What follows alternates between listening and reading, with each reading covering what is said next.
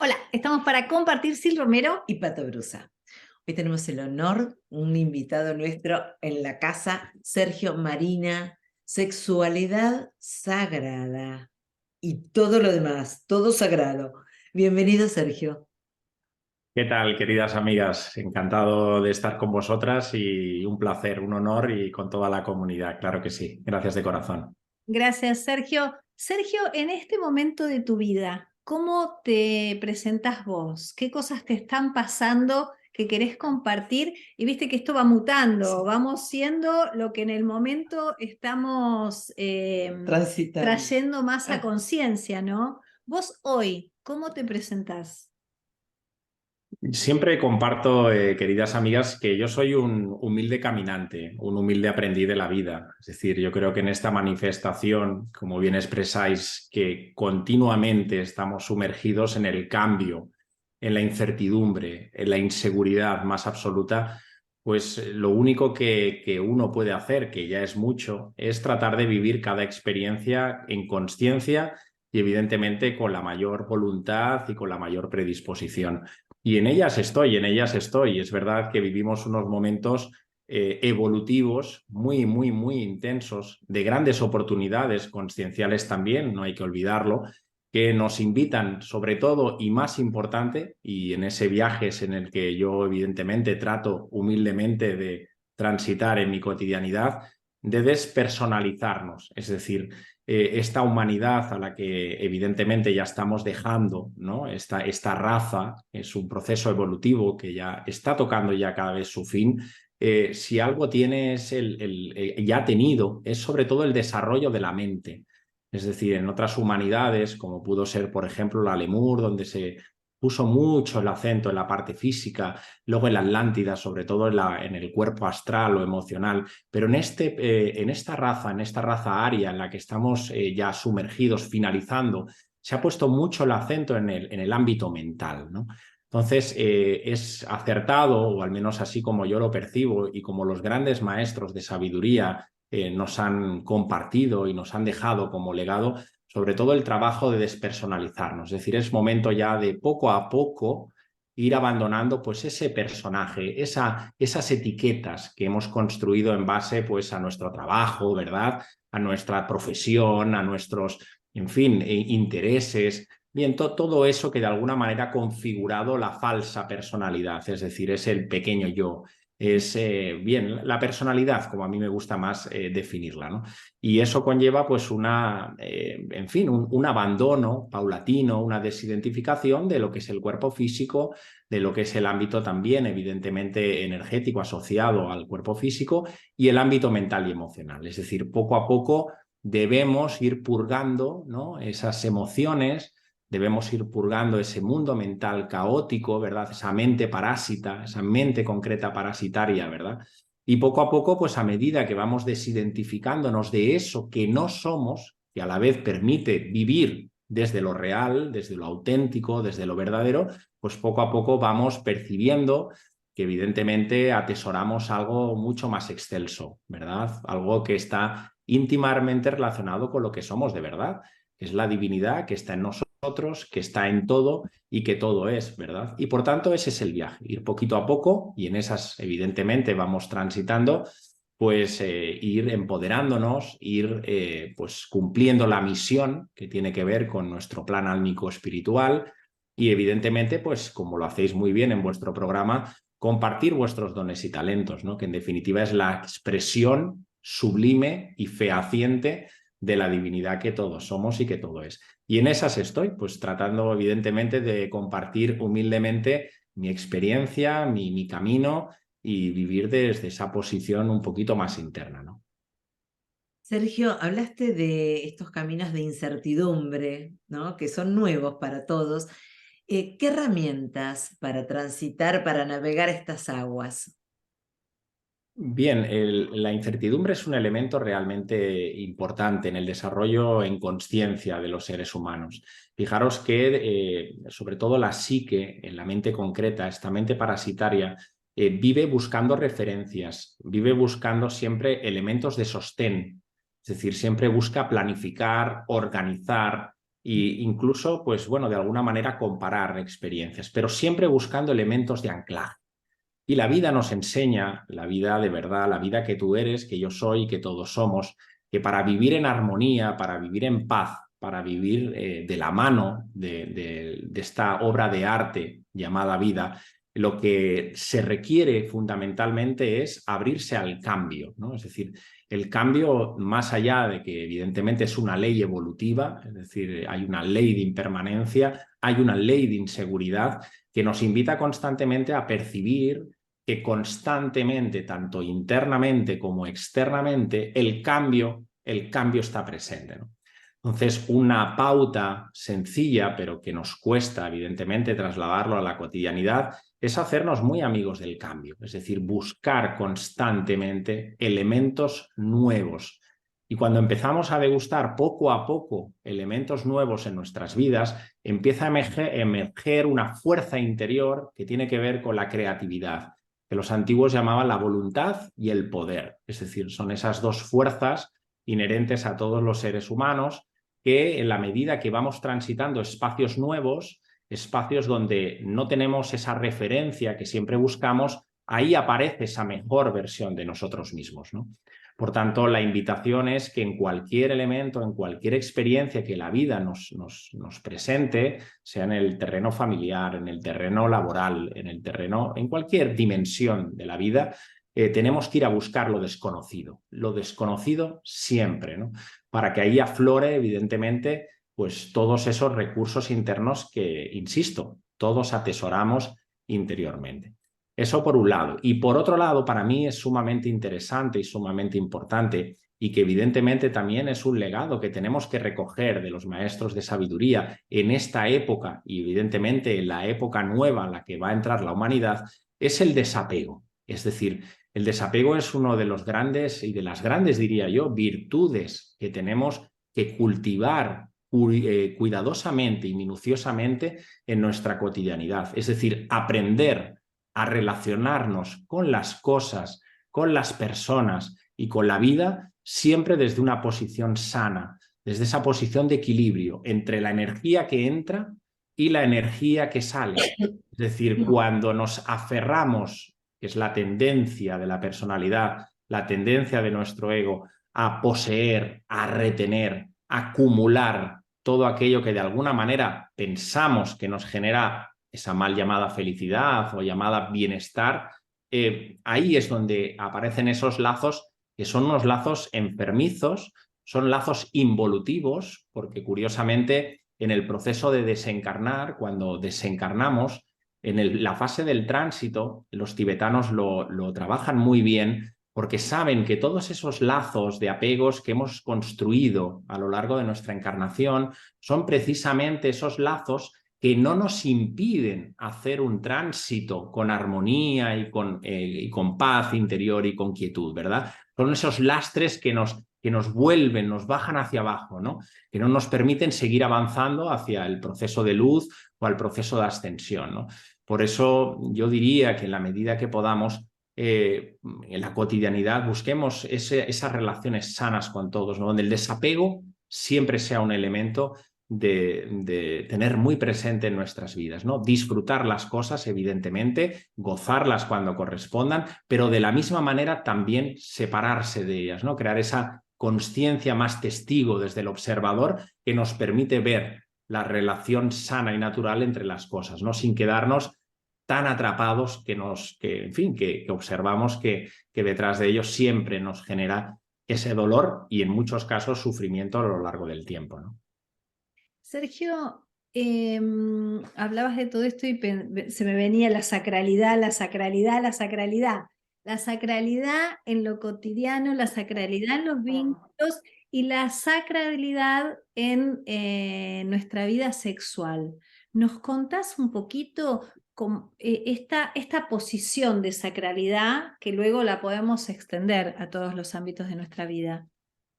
Sí, la sacralidad, como muy bien expresabas, al final es una energía. Es decir, cuando hablamos de lo sacro, cuando hablamos de lo sagrado, cuando hablamos de lo excelso, siempre hay que percibirlo como una energía, ¿no? La energía no tiene color, la energía es una energía siempre neutra, la energía se manifiesta con frecuencias, es decir, en la medida que la frecuencia de esa energía es más sutil, evidentemente se acerca más a la energía del amor, que sería la energía de mayor vibración, ¿verdad? Pero luego, evidentemente, tenemos otras energías mucho más densas, ¿verdad? Cuyas frecuencias vibracionales son más, en fin, más lentas de alguna manera y que de alguna manera se acercan a esa vibración que podríamos decir la energía pues más del miedo, más de la desolación, ¿verdad? Que son energías muy limitantes y, por cierto, son muy expansivas, curiosamente. Es decir, el miedo trabaja con una banda ancha entre 0,2 y 0,4 hercios. Es decir, una persona que salga a la calle con miedo es capaz de contaminar, es capaz de resonar en esa misma frecuencia con las personas que se estén cruzando si uno no está consciente y no está en su centro, ¿verdad? Bien, cuando percibimos que todo funciona por energías, que todo al final es un estado de conciencia y que la energía va siempre por delante, nos damos cuenta que la energía sexual, la energía de la vida, la energía creadora, es una energía basada en el amor. Es decir, se sabe, y lo ha sabido muy bien el sistema, con todos los mecanismos que el sistema sabe, evidentemente, capar esa energía, es decir, castrar la energía del amor, castrar la energía de la creación, ¿no?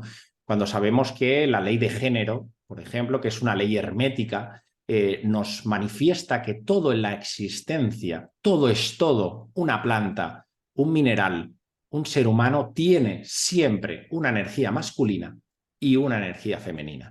Con lo cual, comprendiendo muy bien este principio hermético y comprendiendo muy bien que la sexualidad sagrada es una energía para elevar la consciencia, es una energía para la unificación, es una energía para la unidad, para trascender la dualidad. Es decir, para percibir que en un estado de consciencia donde hay dos seres, donde hay dos almas, que en un estado meditativo, en un estado de intercambio álmico, energético, son capaces de subir los procesos superiores, subir la energía hasta arriba y de esa Shakti que empieza en el primer chakra, que reside en la base de la columna vertebral, trabajando evidentemente en un proceso pues, de introspección, de respiración, de amor y de expansión, es capaz de recibirlo Shiva en el séptimo chakra y abriendo ese espacio de dos cuando se convierten en uno, ¿no?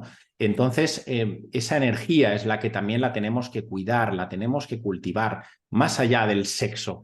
Fijaros que vivimos en una sociedad, o al menos lo percibo yo así, muy materializada, es decir, una sociedad puramente externalizada, bajo impulsos del placer, bajo impulsos del tener, ¿verdad? Como decía antes, del poseer, ¿no? Por tanto, la sexualidad se ha convertido en una herramienta genital, es decir, una sexualidad genitalizada prácticamente, para buscar únicamente un fin, que es el placer. Es un momento de placer y muchas veces efímero, es decir, no se consigue expandir la consciencia. Cuando la sexualidad siempre fue una gran herramienta, siempre fue un rito iniciático, ya desde la antigua Atlántida, y lo recogieron evidentemente las enseñanzas en el antiguo Egipto a través de las enseñanzas de Isis, las alquimias de Horus, todo esto al final ya se percibía que esa energía no se puede malgastar, que esa energía no es sucia, que esa energía no genera ningún tipo de condicionamiento mental, ¿verdad? Que tantas veces pues, se nos ha impuesto de alguna manera que la sexualidad, pues bueno, pues que es algo sucio, que es algo pecaminoso, incluso, pues bueno, que cuidado porque, bien, todo eso no es real. Es decir, la sexualidad, insisto, está presente en todo porque es una energía y evidentemente cuando dos almas confluyen y manifiestan ese amor, es un proceso de ascensión, es un proceso iniciático completamente. Por eso la gran mayoría de tradiciones espirituales serias siempre la han contemplado, incluido el cristianismo en sus primeros años. En el cristianismo esotérico estaba recogido. Podemos encontrarlo en el hinduismo, en la ciencia del yoga, podemos hablar del taoísmo, es decir, saben perfectamente que esa sexualidad nos ayuda a expandir la consciencia, ¿no? Acercarnos más a lo que somos y a lo que es, en definitiva. Sergio, ¿cómo hacer consciente esto de la sexualidad que está a lo diario en todos nosotros, pero hacer esto de lograr llegar a este estado de conciencia de que es sagrada, de que somos sagrados? ¿Cómo Sí, es el punto de partida, clarísimamente. Es decir, cuando yo me percibo únicamente como un cuerpo físico, como un conjunto de emociones que aparece luego un pensamiento, es decir, lo trascendente se aparca, se olvida de nuestras vidas. Por tanto, empleo mi cuerpo físico para obtener placer. Obtengo emociones, tristeza, alegría, en base a un contacto físico. Aquí está la percepción, cambiar el sentido. Es decir, cuando yo me percibo como el Dios diosa que todo es, que yo soy, que tú eres, es decir, cuando yo me percibo la divinidad que atesora dentro de mí, es decir, el escenario cambia por completo. Es decir, porque lo que yo estoy empleando de la sexualidad es para un viaje de la expansión de la consciencia, para un desarrollo evolutivo. Es decir, cada vez que hay un encuentro sexual que no tiene por qué haber sexualidad explícita, es decir, no tiene por qué ver maidjuna, penetración, nada que ver. A veces simplemente es un intercambio álmico mirándote con la otra persona. Simplemente a veces esa fusión se da con un abrazo, esa fusión se puede dar simplemente con una caricia, ¿verdad? Esa fusión se puede dar con un estado meditativo entre dos personas mirándose únicamente a los ojos. Con todo ello, la frecuencia vibracional sube por completo. Ahí ya se está manifestando lo interno, se está manifestando lo sagrado, no tanto lo físico que estamos tan acostumbrados, que no digo que esté mal, evidentemente, es decir, todo tiene su lugar y todo tiene su momento, pero al estado de conciencia al que poco a poco estamos llamados a ir subiendo esa percepción de nosotros mismos y de la realidad que nos rodea, que ese es el estado de conciencia, es el estado de conciencia que se enseñó en la antigua Grecia, en el frontispicio bueno, en fin, de Atenas, ¿no? En honor a Apolo, conócete a ti mismo. Y ese conócete a ti mismo tiene que ver conmigo y con la realidad externa. Por tanto, si yo me percibo desde esa dimensión interna, evidentemente la sexualidad pasa a ser no un objeto, sino un elemento para expandir mi conciencia, sin lugar a dudas, ¿no? Sergio, en este momento de tu vida, ¿por dónde andás? ¿Qué es lo que te estás planteando? ¿Qué te estás preguntando? Si estás estudiando, o sea, ¿qué es lo que en este momento estás abordando? Pues os agradezco muchísimo la pregunta. Yo estoy en un momento, sinceramente, sumamente intenso. Es decir, llevaba ya muchos años pues, dedicado pues, a la formación, a dar pues, talleres de espiritualidad, a nivel académico también. Es decir, he vivido una espiritualidad en muchos momentos pues, muy de libro, muy académica. Había escrito también muchos libros. Pero bien, como al final la expansión de la conciencia no depende de los libros que uno lea, no depende de la cantidad de teoría que llegue por allí, ¿verdad? Sino que depende de las experiencias, es decir, cómo llegan las experiencias y cómo las vives. Es decir, ahí está. Y desde hace 4 años tuve una experiencia, bueno, tenemos una experiencia que ha sido la más importante, diría yo, de mi vida, a través de la encarnación de nuestra hija Alma, una encarnación muy dura, muy exigente, ¿no? Es decir, en fin, por resumirlo, fue una niña que llegó, nació en casa, un parto muy bello, pero el 11º día de vida, pues dejó de succionar el pecho y bueno, no sabíamos qué pasaba, ¿no?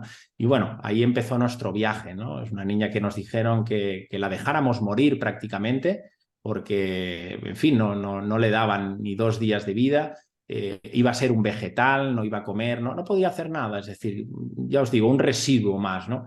Y bien, nosotros, o al menos la vida ahí nos enseñó, pues, a poner en práctica, ¿verdad? Todo eso que uno predica, ¿no? En muchas ocasiones, que uno intenta humildemente, pues, llevarlo en la vida diaria, pero ahí sí que la vida se nos paró, ¿no? Es decir, ahí hay que confiar plenamente en la vida, ahí hay que entregarse, movilizar todos los recursos internos y externos.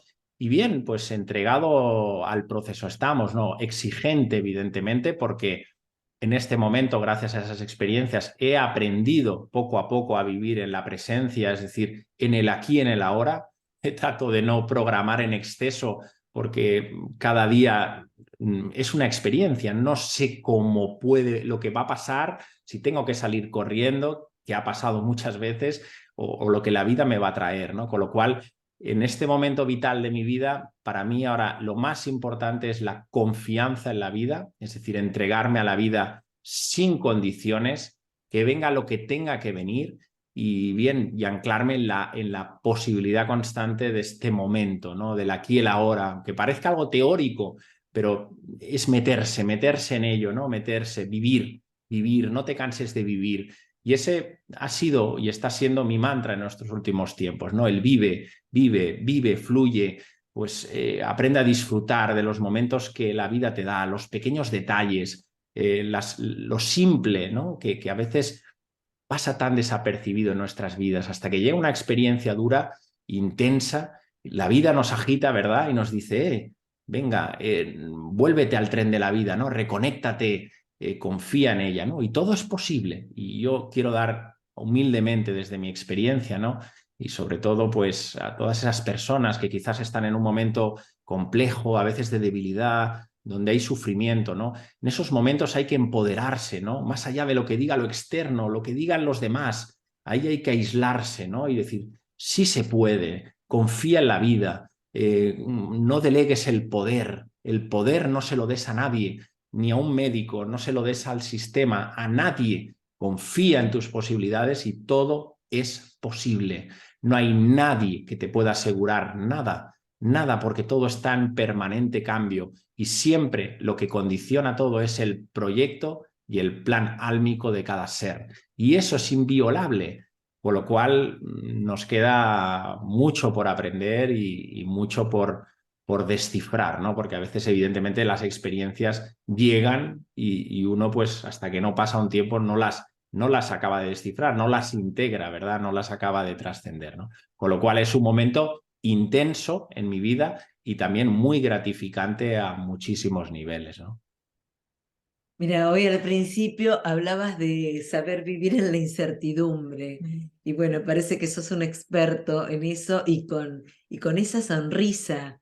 Por eso te lo agradezco que hayas compartido porque para muchas veces nuestros oyentes, ante algo pequeñito, enseguida viene el no puedo y salís con los tapones de punta diciendo sí puedo y confío y me empodero y confío en la vida.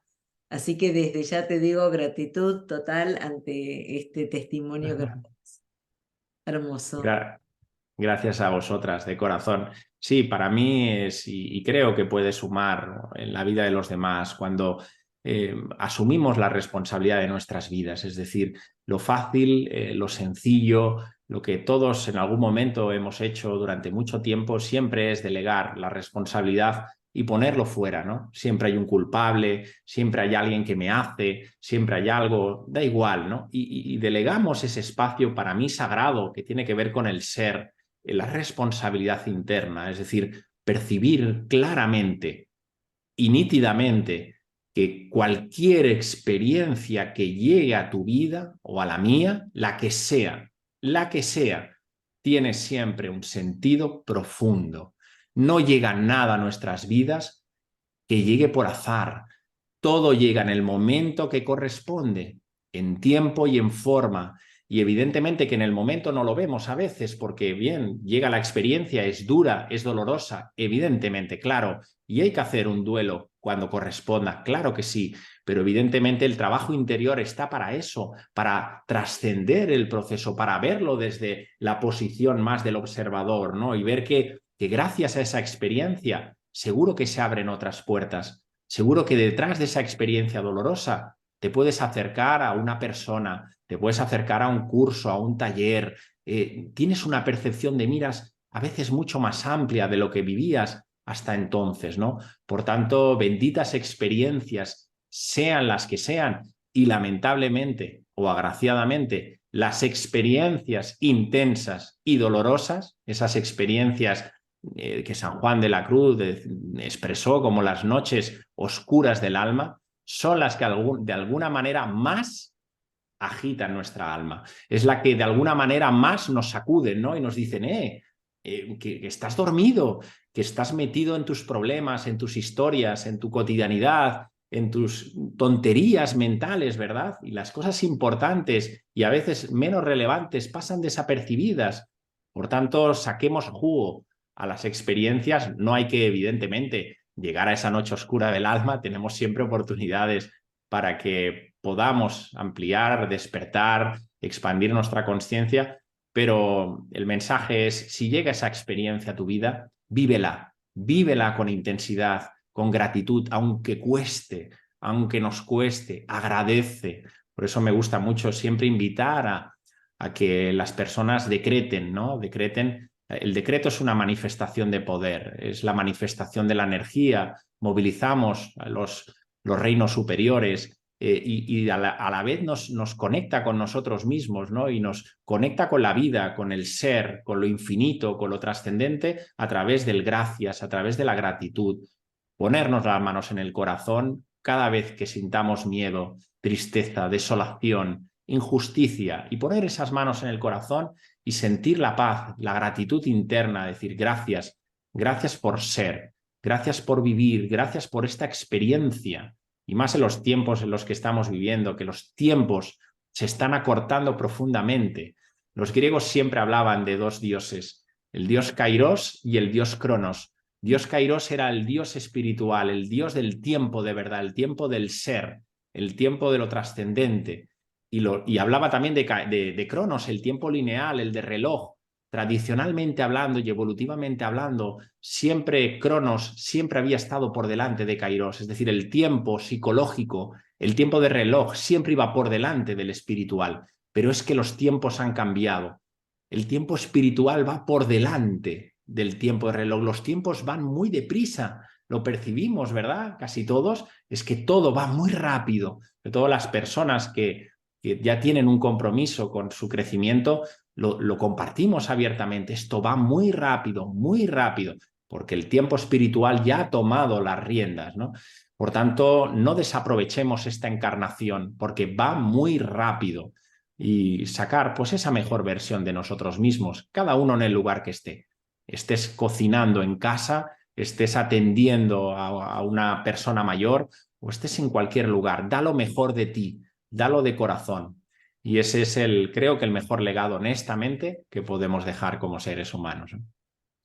Yo te escuchaba y pensaba, bueno, en momentos duros, esta cuestión de desapego, de confianza en la vida y a la vez hacernos más amigos de la trascendencia, empezar a incursionar en la eternidad, porque esos puntos de vista nos hacen ver toda la realidad desde otro lugar. Contanos un poquito tu vínculo con la trascendencia. Pues mi proceso fue sumamente sencillo, bueno, sencillo y a la vez curioso. Yo siempre fui un niño inquieto en mis primeros años, siempre fui un niño, bueno, bastante contracorriente de lo normal, ¿no? Es decir, siempre me cuestionaba ciertas cosas, siempre pensaba pues no aceptaba la autoridad, me gustaba mucho reflexionar, pero es verdad que luego durante un tiempo pues viví muy sumergido en la parte material, ¿no? Me metí en el ámbito académico, profesionalmente las cosas funcionaban muy bien, aparentemente, pero yo tenía serios problemas de salud ya en los primeros años de vida, y llegó un momento que era insostenible, es decir, aparentemente lo material estaba muy cubierto, pero mi salud no respondía y yo internamente siempre tenía un vacío. Había algo dentro de mí que sabía que algo no funcionaba bien, ¿no? Entonces, bueno, tuve la oportunidad de llegar a un señor que ya trascendió ya hace algunos años y bueno, un contacto con él fue maravilloso porque me dijo que mi misión estaba totalmente olvidada, es decir, yo estaba cumpliendo un propósito que no era el que yo tenía que cumplir, ¿no? Y esas palabras resonaron enormemente en mí, pasaron los días y yo seguía dándole vueltas. ¿Y cuál es mi misión? Entonces, lo que hice en ese momento, que fue instintivamente, fue pues abandonar todo lo que estaba haciendo en ese momento y confiar en la vida, es decir, confiar en que yo en algún momento recibiría la llamada o recibiría esa percepción interna de cuál sería el rumbo que tendría que seguir. Pero fue así, es decir, empecé a abandonar pues todo ese mundo social, incluso amistades, trabajos, y curiosamente a medida que iba soltando todo eso antiguo, mi cuerpo empezó a transformarse y empecé a sanar. No necesité ningún tipo de intervención externa, sino milagrosamente, nunca mejor dicho, empecé a sanar, ¿no? Y evidentemente, pues ahí se abrieron ya las vías de la percepción, empecé a acercarme, pues bueno, pues a lo trascendente, y ahí la vida pues me fue orientando, pues conociendo una persona, entrando en no sé dónde, ¿verdad? Acercándome pues a diferentes tradiciones espirituales. Bien, la vida te va dando, la vida te va mostrando esas señales, te va mostrando esas sincronicidades, ¿verdad? Por tanto, ese fue un poco mi periplo vital en el que hubo una parte pues, material sumergida y luego pues poco a poco ya un abandono paulatino hacia eso y entrada pues en lo trascendente que como tú bien dices es el pilar clave para vivir y para morir. Es decir, si queremos tener un buen morir, tenemos que saber bien vivir, ¿no? Es decir, no, es lo mismo, es decir, vamos a desencarnar exactamente igual que en el estado de conciencia que estamos viviendo. Es decir, si yo vivo muy anclado al miedo, a mis creencias, a mis apegos, pues voy a morir, voy a desencarnar de la misma manera. Por tanto, el trabajo en vida hay que hacerlo ya para obtener, insisto, un buen morir, ¿no? Y lo trascendente es lo que calma el alma, es la sed del alma, lo que nos empuja a vivir, lo que nos da fuerza para levantarnos, lo que nos susurra nuestra alma del sí se puede, aunque lo veas muy negro, aunque lo veas muy torcido todo, aunque te levantes ese día, y a mí me ha pasado, ¿no? Decir, ¿qué pasa aquí? No entiendo nada. ¿Por qué tiene que haber tanto dolor en mi vida, ¿no? Pero esa fuerza interior que te dice, sigue, confía, acepta, entrégate, tiene un sentido, ¿no? Y bien, eso únicamente se puede ir cultivando, porque hay que ir cultivándolo desde lo interno, desde la visión trascendente de la vida, ¿no? No puede ser de otra forma. Sergio, ha sido una charla maravillosa. Muchísimas gracias. Ha sido un placer tenerte en nuestra casa.